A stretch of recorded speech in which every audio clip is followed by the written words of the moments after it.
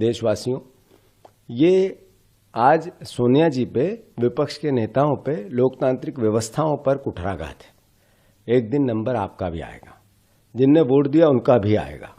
Bharatiya Janata party सिर्फ नफरत फैलाकर देश को गुमराह कर रही है। नफरत फैलाकर नया देश नहीं बना रही है, दुनिया में नंबर 1 देश नहीं बनाना चाहती। सिर्फ घृणा के दम पर अपने पापों को छुपाना चाहती है। मैं फिर से, कांग्रेस पार्टी ने निर्णय लिया, इस पूरे कृत्य के पीछे पूरे देश में आंदोलन करेंगे। पूरे कृत्य के पीछे वो सोनिया जी का व्यक्तित्व, जिसने त्याग किया इतना बड़ा कि दुनिया में उसकी मिसाल ही नहीं है। इतने उन पे आरोप प्रत्यारोप हुए, कभी उन्होंने देश के मान सम्मान से समझौता नहीं किया। देश के लिए मर मिटने की उन्होंने हमेशा कसम खाई। इतना उनकी जान पे बन आई थी जब टेररिज्म का दौर था, देश छोड़ा नहीं उनने, बाहर नहीं गई।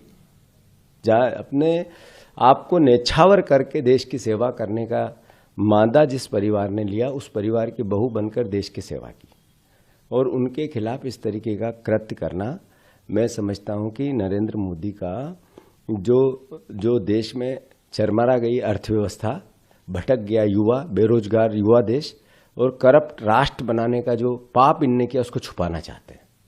न खाऊंगा न खाने दूंगा का नारा देने वालों ने देश लूट लिया।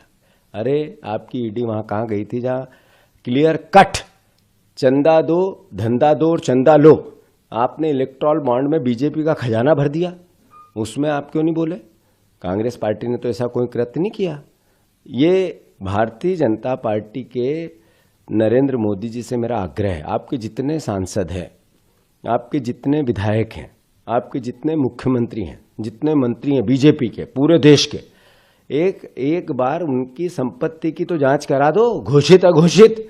समझ में आ जाएगा कि देश की जो सबसे बड़ी संपत्ति करप्शन की है, वो बीजेपी के नेताओं के खातों में होगी, उनके वेद अवेद उनके पास ही होगी। तो मैं फिर से प्रदेशवासियों से आग्रह करता हूं, कांग्रेस जनों से आग्रह करता हूं, इसका मुंह तोड़ जवाब दो। बिल्कुल डरने की आवश्यकता नहीं, लड़ने की आवश्यकता।